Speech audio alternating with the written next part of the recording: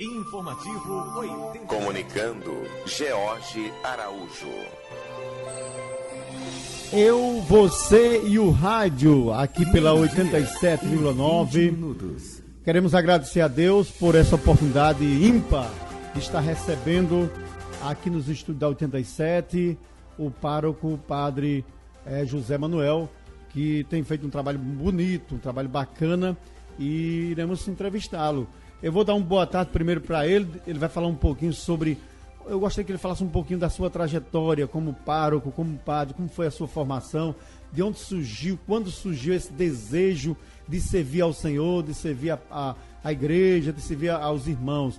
Muito boa tarde, padre José Manuel. Muito prazer em recebê-lo aqui conosco na 87,9, a FM Vale das Serras. Boa tarde. Boa tarde, ouvintes. É uma alegria grande poder receber este convite. Eu agradeço muito a oportunidade. Eu acho que é muito importante a comunicação nos nossos dias e, sobretudo, esclarecer as dúvidas que se vão montando ou se realizando na medida que a gente vai vivendo. Portanto, é uma felicidade nós podermos partilhar deste momento aqui em Campo Redondo, falando de nossa paróquia de Nossa Senhora de Lourdes. Você pediu que eu falasse um pouco da trajetória da minha vida. Outra felicidade, porque às vezes a gente pensa no padre que chegou, pensa no padre que está aqui, pensa no padre que está vivendo, mas esse padre, como qualquer outro, tem uma história, tem uma caminhada. Portanto, fiz 26 anos de sacerdócio, agora noite de São Pedro, passado, e como padre eu já passei mais ou menos em 8 paróquias, portanto vivenciei meu ministério nesses anos em Macau, Serra Caiada, quando era composta de Bom Jesus, Boa Saúde, Eloy de Souza.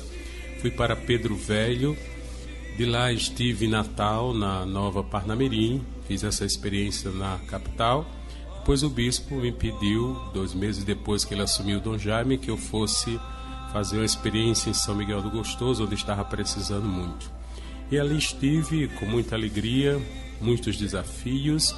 Depois ele me pediu que eu viesse a São Pedro, criar a nova paróquia de São Pedro Apóstolo, desmembrada de São Paulo e Potengi, onde fiquei 2 anos e 6 meses aproximadamente. E aí agora ele me pede que eu venha a Campo Redondo e Lajes Pintado. Por felicidade, é minha terra natal, portanto, isso eu faço com mais prazer e tenho certeza que depois de muitas andanças e correrias e tempos nas estradas e nas diversas histórias e cidades, então a felicidade está hoje na minha terra e poder contribuir um pouco daquilo que Deus me deu para servir também aos meus, né? Então é algo assim extraordinário na minha vida e estamos lutando para que aqui também não seja diferente das outras paróquias, possamos levar Jesus a todos, possamos trabalhar juntos, possamos administrar e possamos, sobretudo, ter esta rede de comunicação com todos os veículos sociais e que nós possamos seguir Jesus Cristo, caminho, verdade e vida. Ô padre, muito obrigado por ter introduzido muito bem essa sua trajetória, mas uma pergunta aqui bem pessoal. Caso você não fosse padre, que outro sacerdócio você gostaria de exercer? Caso você não fosse padre, mas faz muito bem o papel de padre. Eu quero dizer que eu sou muito feliz como padre. Se eu nascesse 1 milhão de vezes eu queria ser padre. Mas eu creio que se eu não fosse padre, com certeza eu seria um profissional como vocês e tantos outros, e aí estaria mais uma vez na mão de Deus saber para que, né, Ele precisaria de mim e onde eu iria atuar. Na verdade, quando eu entrei no seminário em Santos, São Paulo, fiquei 12 anos estudando lá, depois a diocese precisou de mim nos anos 90, quando cheguei aqui nós só éramos 16 sacerdotes, hoje nós temos 150 e poucos sacerdotes. Então naquela época foi algo assim extraordinário. Santos tinha uma imensidão de sacerdote no seu clero, em compensação Natal sofria pela falta de vocações. E ali eu me formei fiz 4 faculdades, eu creio, e depois Dom Picão, que era o bispo de lá, me cedeu a Natal através de Dom Costa, já falecido, que foi quem me ordenou no dia 6 de janeiro de 91 em Lajes Pintada. Depois Dom Alaí, que era o arcebispo, me ordenou padre na frente da Igreja Matriz de Santa Rita de Cássia. Fazia 23 anos que não havia uma ordenação sacerdotal e, portanto, além de ser uma graça, eu consegui tirar da catedral a minha ordenação para ser no interior e na minha terra, o que foi uma benção através do apoio do Monsenhor Assis, que era filho daqui, padre Tarcísio e assim por diante. Então, eu às vezes não consigo me imaginar o que será que eu exerceria, né? Mas creio que Deus é Pai e Ele nas mãos dele estão todas as graças e bênçãos. Tenho certeza que eu seria um homem feliz e com certeza contribuiria para a sociedade com alguma missão, não é? Muito bem, nós temos alguns tópicos aqui a sinalizar, mas eu gostaria de fazer outra pergunta. A Bíblia tem muitos grandes nomes bíblicos de fé. O padre Zé Manuel tem assim um exemplo que segue, que se identifica com um desses grandes personagens bíblicos, ou o padre Zé Manuel tem uma identidade própria? Como é? Eu acho que todos nós precisamos de uma referência, não tem como, a gente não vem pronto e por isso é fundamental o passado, nossa tradição, a história para marcar presença, para ser futuro, e por isso é fundamental as referências, né? Eu tenho, aliás, no meu tempo seminário, eu não dormia sem meu livro de cabeceira, porque eu tirava um tempinho para ler a história dos santos, como eu gosto muito da história da igreja. Mas eu tenho como uma certa referência Pedro e Paulo, e talvez por isso que eu escolhi o dia da minha ordenação ser na festa de São Pedro. Pena que se fala muito de São Pedro e pouco de São Paulo, mas os dois é celebrado num dia só. Então Pedro é aquele que fica em Roma procurando dar assistência à administração da igreja primitiva, acolhendo os apóstolos. Já Paulo é aquele que destemidamente vai como missionário a todos os cantos, é perseguido, muitas vezes mal entendido, outras vezes bem acolhido, sofre que só cachorro sarnento, mas num bom sentido, mas é este homem que faz com que a igreja se expanda, né? Então, eu acho que eu tenho um pouco dos dois e eu agradeço muito a Deus por isso e por eles serem os apóstolos. Então, a Pedro, Jesus confia as chaves da igreja, apesar de suas fraquezas, de sua negação, e a um Paulo, Jesus chama bem depois, que era um grande tirano, fazia parte do Império Romano, era um perseguidor da igreja, é ele quem decreta a morte de Estevão, o diácono, e depois, nesta prepotência e arrogância, Deus o persegue através de Jesus Cristo e diz: Saulo, Saulo, por que me persegue? E aí ele cai do cavalo e parece-me que ele não cai só do cavalo, cai de toda uma vida anterior, antiga, do homem velho, que depois ele vai trabalhar essa questão do homem velho, o homem novo, e torna-se esse homem novo, que é um grande bem para a igreja. Padre, agora vamos entrar aqui nos temas que foram selecionados aqui. Quais os grandes desafios da igreja atual? A vencer, a conquistar, a avançar? Creio que, como em toda a sociedade, né, nós estamos vivendo desafios imensos, né, no campo político, no campo sociológico, no campo, eu diria, da vida, na família e na igreja também. Hoje nós precisamos de pessoas que tenham a Bíblia numa mão e o jornal do dia, né, ou o meio de comunicação no outro.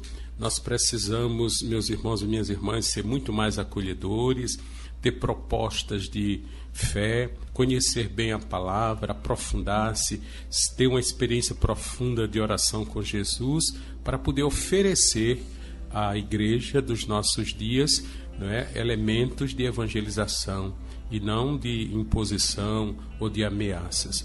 E assim nós vamos construindo essa igreja. Nós temos à nossa frente um Papa precioso, que é o Papa Francisco, que está aí nos trazendo sempre a mensagem da simplicidade, mas com profundidade evangélica.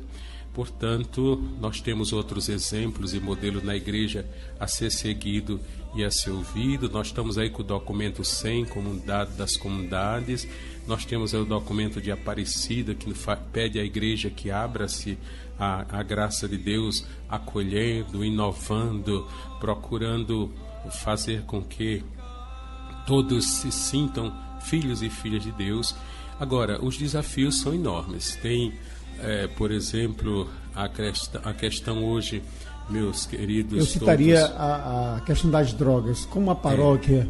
Nós temos as drogas, nós temos o alcoolismo, nós temos a prostituição e temos também o desafio da questão econômica de manutenção, né? Verdade. Então, por exemplo, a questão das drogas. Eu creio que hoje não só a igreja, mas o mundo da educação, a família, tem que estar voltado para este ponto referencial que ataca silenciosamente. E muitas vezes aquele que mais nós amamos, quando percebemos, já está envolvido. E como restaurar essa criatura? Por isso é preciso que a gente tenha o mínimo de preparação nesse campo, tenha muito amor, muita caridade e procure dialogar com essa criatura na busca de tentar encontrar saídas e apoio. E muitas vezes são elementos como a solidão que leva a isso, como o individualismo e, portanto, causa sequelas terríveis, e é um papel da igreja também resgatar. Para isso nós temos aí várias casas de recuperação e, portanto, a diocese, como outras dioceses, tem pontos e referências de lugares que recupera, né, não só o drogado, mas o alcoólatra e assim por diante. Padre Dalmo, estamos falando com o Padre Dalmo, olha, Padre José Manuel. Eu sempre trazia Padre Dalmo. Perdão, Padre Dalmo. Um abraço, talvez ele esteja acompanhando a gente aqui, isso, viu? Com certeza. Padre Dalmo, que passou muito tempo com a gente aqui, eu sempre trazia ele aqui também para falar um pouco, por isso que eu lembrei dele agora. Muito bem. Dia 23 completa 4 meses o padre aqui na nossa paróquia Campo Redondo e Lajes Pintadas. Como estão organizadas as pastorais? Como você encontrou essa organização da igreja, a questão do serviço, do apoio? Fala um pouquinho sobre como é que está, como você recebeu e como é que está agora. Olha, eu creio que a igreja, em todos os cantos, ela tem o seu jeito de ser. Não dá nunca para dizer que Campo Redondo e Laje Pintada é igual a São Pedro, de onde eu saí. Não dá para dizer que São Pedro é a realidade de São Paulo Potengi, e muito menos das paróquias da capital. Portanto, cada lugar tem uma realidade, tem um jeito de ser, e cada padre também tem seus dons, sua motivação, sua personalidade, né, o seu perfil, e vai conduzindo o rebanho. Então, de um para outro, com certeza há diferenças. E por isso, na acolhida e na chegada e nas decisões para essas tomadas de decisões de posse, com certeza houve aquele momento assim de perguntas, de interrogações, de dúvida, de aceitações, de não aceitações, o que eu considero muito normal, porque nós somos igreja, povo de Deus. Mas em todos os tempos, para que a igreja cresça melhor, houve essas mudanças. E ninguém melhor do que o bispo, que é o nosso superior, e nós somos colaboradores dele, para saber onde está precisando das maiores necessidades de evangelizar, de atuar e assim por diante. E às vezes ele apenas quer que o irmão faça uma troca de experiência para que não se acomode.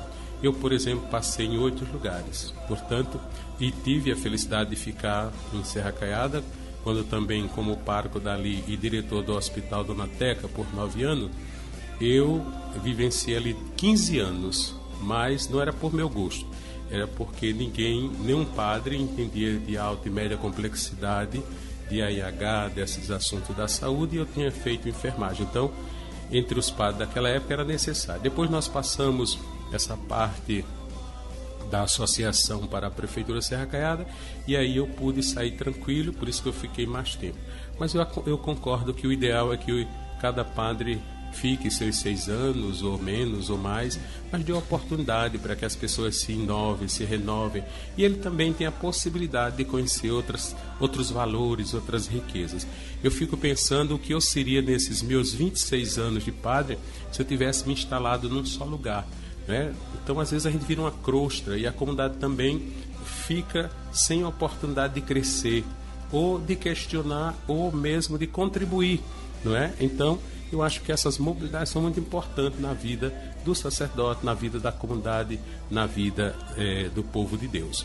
E quanto às pastorais movimento, eu sinto que cada vez mais cresce. Nós temos aí a criação de mais 3 pastorais em Campo Redondo, outras pastorais também criadas em Lajes Pintadas, na paróquia como um todo. Portanto, nós estamos ainda numa fase de composição e avaliando as existentes, procurando trabalhar a formação, que eu acho que é um dos pontos primordiais na vida da paróquia. Nós precisamos estar todos os dias nos formando, ninguém nasce pronto. Verdade. E no mundo de hoje, diante de tantos desafios, como foi dito, nós precisamos estar atualizados. Por isso, é uma caminhada, a gente sente pontos já de avanços, outros que estão estagnados e outros que estão chegando felicíssimos, cheios de combustível e querendo atuar. Portanto, é uma luta. Foram 4 meses, vai se completar agora, de uma profunda, eu diria assim, atuação. Eu confesso que eu perdi meu soninho da tarde, muitas vezes do domingo eu já não descanso tanto, porque é uma outra realidade. Eu vivia numa paróquia de uma cidade só, com a dimensão menor geográfica, mas muito boa, e hoje eu estou numa paróquia de 2 cidades, 2 municípios, uma quantidade de habitantes muito maior, e com 16 capelanias, portanto, a gente tem pano para manga. Ô padre, quando se fala em mudança, a gente sente, as pessoas, tem gente que recebe bem, outros não recebem tão bem, tem aquelas dificuldades de compreender certas mudanças. Mas há uma mudança aqui da data da festividade da padroeira Nossa Senhora de Lourdes, que acontece sempre no mês de novembro, mas numa reflexão, numa proposta que foi levada à paróquia, motivos que levaram... Eu acho que você falasse dos motivos que levaram a realizar essa reflexão, essa mudança para o mês de fevereiro. Por quê? É uma questão polêmica, sim, mas que acredito que, pelo que eu vejo, os paroquianos, talvez um grande percentual já aceitou muito bem essa ideia dessa mudança. Eu gostaria que você falasse um pouquinho sobre essa... Por quê? E quais os motivos? Primeiro, eu, como filho da terra, eu celebrei uma das minhas primeiras missas em Campo Redondo, naquele ano de 91.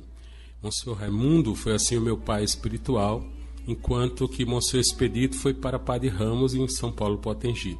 E eles eram peças, eu diria assim, referenciais naquela época, né, na igreja de Natal. E aqui em Campo Redondo, eu vinha ajudar muito com o Padre Tarcísio, até chegar a Padre João, e, portanto, eu tive assim uma participação grande na comunidade de Campo Redondo. E nos anos, eu creio que 94, 95, me parece, então nós tivemos talvez a iniciativa das primeiras missões populares, onde começou na Arquidiocese, na paróquia de Serra Cadê, onde eu era pároco. E ali reuniu-se muita gente do nosso jornal, inclusive de Campo Redondo. Eu lembro que Campo Redondo foi acolhido na comunidade de Eloy de Souza.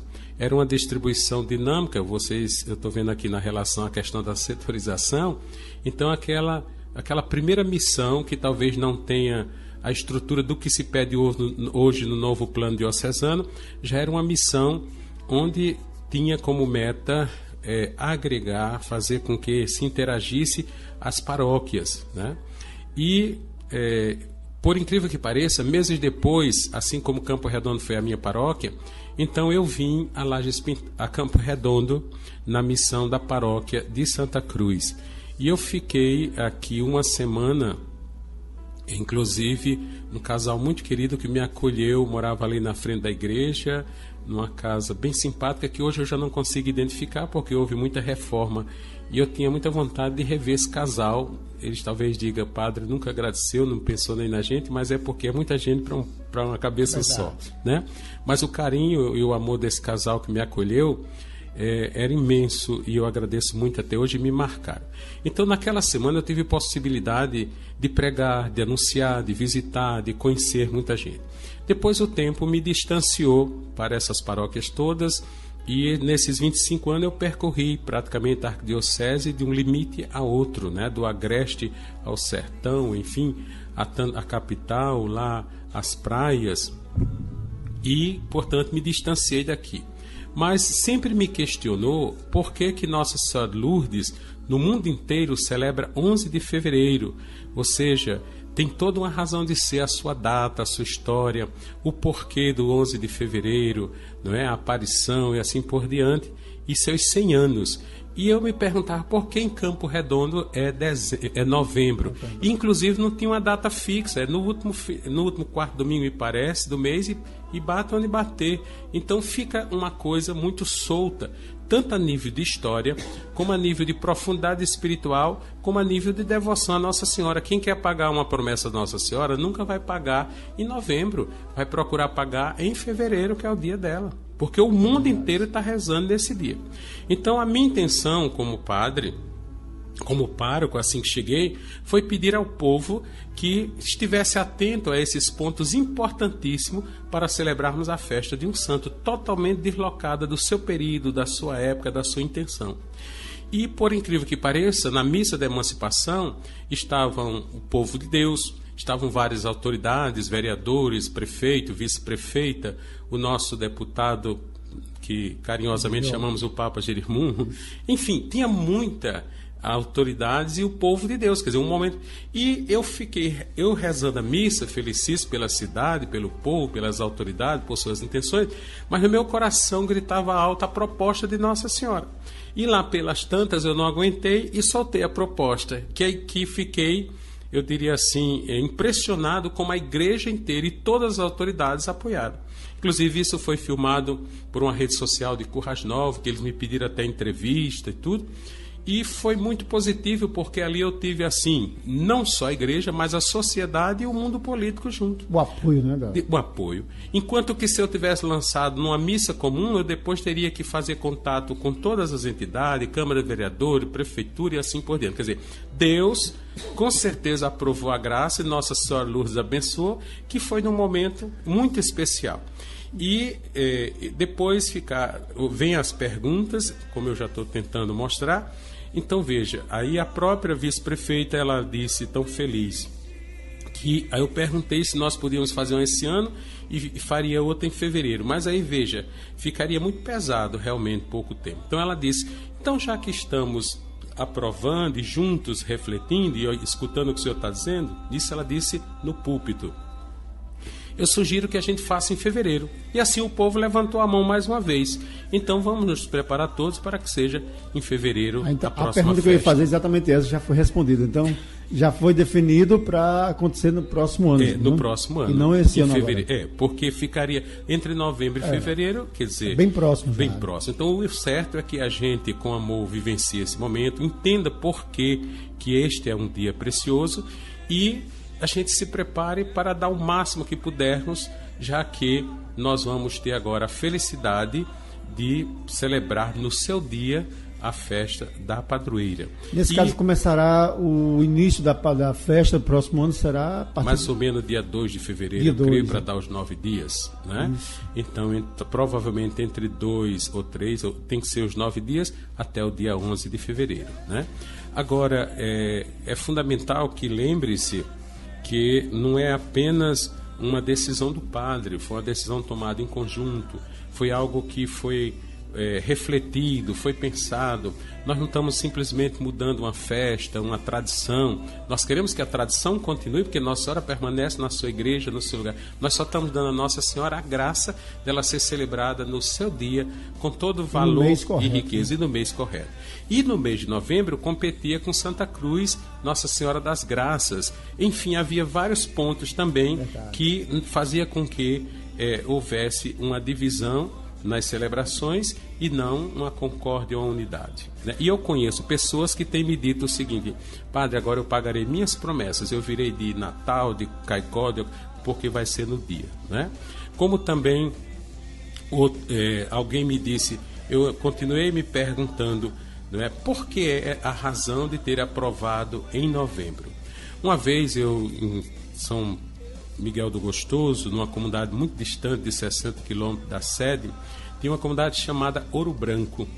E era uma comunidade pobre, muito sofrida, de um assentamento. E naquela humilde capelinha, eu perguntei por que Ouro Branco. E continuei me perguntando por 2 anos enquanto eu estive lá. Até que um dia, já perto de eu vir embora, um senhor de Natal chegou e disse: padre, o senhor anda interrogando por que Ouro Branco aqui, se não tem ouro nem amarelo nem branco. Mas aqui é porque o nosso ouro era o algodão. E o algodão é branco, verdade. Então a razão de dar o nome da comunidade. E aqui me disseram o seguinte: padre, é porque um dos coronéis chegou e disse a Monsenhor: vamos fazer a festa em novembro porque é o tempo do algodão. E você sabe, naquela época que tinha o algodão, seu bendito bicudo, então nossa região era um tempo de fartura, de graça, de festa. Então provavelmente aí encontrou-se a razão para ser mais ou menos em março. Só que hoje nem o algodão nós temos. Então nada impede, porque os valores talvez mudaram, não é? Então nada impede da gente também fazer uma bonita festa no mês de fevereiro. E que venha com muita chuva, né? Amém.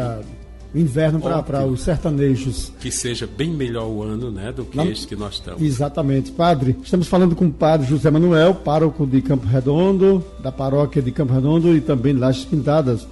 Agora, qual a função do ECC na paróquia, padre? E o que é ECC? ECC quer dizer Encontros de Casais com Cristo, né? Encontros de Casais com Cristo. Onde, no princípio, Monsenhor Canindé, que hoje é o bispo de Juazeiro, na Bahia, e é filho de nossa diocese, me parece que nós já temos 12 bispos da nossa diocese, né? Então, veja, ele deu muita luz à diocese, trazendo o projeto do ECC de Pernambuco e Paraíba, com muitas vivências lá e participação, e foi implantando o ECC na intenção de ajudar as famílias. No início era mais um movimento de elite, né? Me perdoe se alguém não concorda comigo, mas pelo fator histórico e pelo tempo eu posso dizer isso. Depois Monsenhor Canindé torna-se bispo, é nomeado bispo, melhor dizendo, e dá a oportunidade para outros padres conduzir o ECC. E o ECC foi crescendo, não é? Como o fermento na massa, então foi se tornando um bom pão, um bom bolo. E hoje, graças a Deus, quase todas as paróquias têm o ECC, como por exemplo Campo Redondo e outras paróquias. Nós vamos para o 3º ano do ECC, portanto há toda uma preparação, e o ECC é uma escola que prepara as famílias para viver na igreja.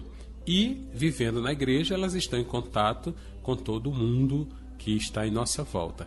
Mas é preciso que haja muita espiritualidade na família. Então, o ECC tem o objetivo de fazer com que os casais tenham mais essa experiência com Deus e procure descobrir que a igreja é um dos melhores lugares da família atuar e estar presente. Ô padre, existe algum critério para poder participar? Por exemplo, eu sou casado, eu gostaria de participar, mas tem um critério, algum pormenor para poder participar? Tem que ser casado na igreja? Na igreja existem as pastorais e existem os movimentos, né? As pastorais, por exemplo, batismo, crisma, pastoral da juventude. os movimentos Mãe Rainha, Legião de Maria, Apostolado da Oração, ECC é um movimento, né? E entre os movimentos tem uns que são mais rigorosos nos seus estatutos e outros menos. Legião de Maria eu considero um dos estatutos mais rigorosos para o bem-estar da vida cristã. E o ECC também tem no seu regimento, no documento nacional, todo um contexto e uma pedagogia e uns ensinamentos onde a gente segue este livro, não é, como quase se fosse nossa Bíblia, porque nele está tudo que pode acontecer num bom ECC, tirando os vícios, tirando às vezes as atenções para isso ou aquilo que alguém fica apaixonado e trazendo realmente uma busca de vivenciar o ECC para que Jesus seja exaltado nas nossas ações de vida. Então, um dos rigores do ECC é que o casal seja casado no civil e no religioso. Se for junto, não pode, né? Por isso que promovemos aí os casamentos comunitários, motivamos os casamentos individuais e aí depois... ao mesmo tempo, tem toda uma conjuntura de uma diretoria no SCC que vai preparando esse encontro bem cedo. E quase é como a estrutura de um carnaval. Tem gente que diz que brinca um carnaval já se preparando para o outro. Então, no SCC, a gente termina o SCC já pensando em receber a pasta. Por exemplo, nosso SCC vai ser agora, me parece que em setembro. Então, em novembro, nós já temos a entrega de pastas. Então, aquela direção fecha seu mandato e outro já recebe a pasta para fazer o encontro acontecer no ano seguinte. Portanto, requer muita atenção, muito amor, muita dedicação, da parte dos casais, muito zelo. São distribuídos estudos evangélicos sobre a família em 10 encontros, depois em mais 10 encontros. É uma escola. E nós temos os 3 dias da vivência, que é para aqueles que nunca fizeram, então vivenciar aqueles 3 dias e ali aprofunda sua fé, sua vida, refaz os valores, muitos se descobrem, às vezes os atritos, as dificuldades, eles superam, portanto, é um caminho que faz com que a família encontre paz, encontre vida, encontre Deus. Queremos agradecer aos nossos ouvintes que estão acompanhando o nosso programa de hoje, especial com o Padre José Manuel. Obrigado na zona rural, nos conjuntos, na internet, na mídia, né? Nosso blog FM Vale das Serras, no portal do Campo Redondo, na Rádiosnet e também pela live nosso amigo Linduarte Marinho. Padre, agora o que é setorização? Quais os passos para realizar a implantação da setorização? A setorização é a missão acontecendo nos bairros, como diz o documento, tentando fazer com que a igreja seja comunidade das comunidades. O Papa Francisco tem falado muito disso no documento 100. Nossa igreja tem abraçado esse projeto bonito de formação. Portanto, nós encerramos o ano passado um projeto de formação de 4 anos e foi introduzido o novo projeto de preparação para os mais 4 anos em todas as linhas pastorais da igreja. E a setorização na igreja é fundamental. Não dá hoje para a gente ter, meus irmãos queridos, um encontro só na matriz e pronto, cada um fica à vontade. Não, a igreja tem que sair de si mesmo. Por isso, nós em Campo Redondo estamos pensando começar nos bairros, onde tiver um ministro de Eucaristia, começa ali a reza do terço semanal, a adoração a Jesus, conforme fazemos nas missões, a evangelização. Inclusive, essa dinâmica eu quero que seja aplicada, que chegue com muita força na festa de Nossa Senhora em fevereiro. E por isso foi tão grande o povo aceitar que mudasse de novembro, porque nós também teremos um tempo de preparar a setorização. E por isso nós precisamos que em cada bairro tenha um líder missionário e que nós possamos nos visitarmos, né? Portanto, como os discípulos de Emaús que caminhavam, como Paulo que ia de comunidade em comunidade, nós precisamos não só estar centralizado na igreja matriz ou na nossa capela, mas descobrir que a nossa realidade de povo de Deus e nossa realidade geográfica, ela cresce constantemente. Geralmente em nossa cidade por ano, quantas casas novas não são construídas, quantas famílias não chegam de fora, quantos irmãos às vezes não vão embora. E aqueles que desistem, como é que nós vamos poder entender tudo isso? Se a gente visitar, se estivermos perto. Não adianta só dizer, olha, fulano está faltando. Eu já fui na casa daquele meu irmão, ver o que é que ele está passando, qual a realidade dele, o que aconteceu com ele, né? Então eu só posso julgar bem se eu tiver conhecimento de causa. Portanto, a setorização seria um meio de se evangelizar melhor, de fazer com que a igreja esteja em todos os cantos da nossa realidade pastoral e da nossa realidade, eu diria assim, geográfica da nossa paróquia, e ao mesmo tempo procurar celebrar em conjunto os acontecimentos da vida, nos bairros, na matriz e onde quer que haja uma pequena comunidade. Então, formando as comunidades das comunidades. Ok, padre. Agora um assunto, o penúltimo ponto aqui é polêmico, mas é importante. Qual a importância do dízimo quando mexe com o bolso das pessoas? Aí é mais polêmico um pouquinho. Mas qual a importância do dízimo para a igreja? Como se encontra a questão do dízimo na paróquia de Nossa Senhora de Lourdes? Os fiéis estão contribuindo? Já entenderam que é importante contribuir? Eu creio que o dízimo é como o soro para o tratamento de uma pessoa que chega de emergência precisando de socorro. É verdade. Né? Talvez eu esteja usando uma terminologia muito materialista, mas na igreja o dízimo ele é importantíssimo para que a gente possa evangelizar, para que a gente possa anunciar, para que a gente possa ser igreja. Por quê? Tudo hoje, nós vivemos num mundo capitalista. Às vezes tem pessoas que dizem, não, mas a igreja devia não precisar de dinheiro, devia não pedir. Como nós podemos viver no mundo capitalista sem o capital? Então hoje, para o padre rezar a missa, tem que ter a túnica, tem que ter a estola, tem que ter o missal. E como pagar água, luz? Como pagar água, luz, né? Funcionário, vela, o material de formação que nós precisamos. Deslocamento. Combustível e assim por diante. Então, o povo de Deus, graças a Deus, tem... E peraí, esqueci uma coisa, padre. O pagamento do padre, o salário do padre que é digno, né? Ele também é gente, precisa de remédio, de vestir-se e assim por diante. Você já pensou se o padre viesse celebrar a missa, me perdoe a expressão, só de cueca e de estola? Que escândalo seria! É verdade. Não? Então você veja, é necessário no nosso ritual muitos símbolos, né? E às vezes vestição litúrgica, como a toalha do altar, a túnica do padre e assim por diante. E depois o corpo da igreja, bancos e tantas outras necessidades. Por isso hoje é fundamental o dízimo. E é bíblico. Nossas igrejas evangélicas, elas seguem a Bíblia, é 10%. Pronto. E ponto final. Nossa igreja católica, ela se perde um pouco. Eu aqui, né, não estou falando mal do Papa, nem dos meus bispos, mas eu estou dizendo aquilo que a gente sente e vê, e como alguém que vive uma realidade do dia a dia, com o pé no chão, percebemos, né? Nossa igreja católica diz, pagar o dízimo segundo o costume. Parabéns. Com isso, talvez a gente esteja olhando também a necessidade do irmão, que tem essa e aquela situação, e ainda tem que tirar um pouquinho para a igreja. Mas, como é que nossos irmãos evangélicos conseguem, nós católicos, achamos que além de ter toda essa consciência, nós ainda reclamamos, né? E muitos que às vezes nem pagam.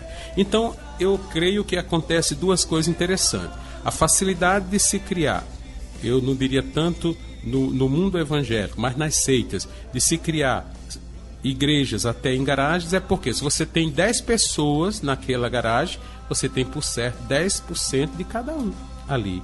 É diferente da nossa igreja. Às vezes nós temos uma multidão e o ofertório é R$9, R$6, R$10. Às vezes nós temos uma multidão e o nosso dízimo de 100 pessoas, às vezes 10, 15 dão o seu dízimo e não dão na porcentagem de 10%. Portanto, é um desafio.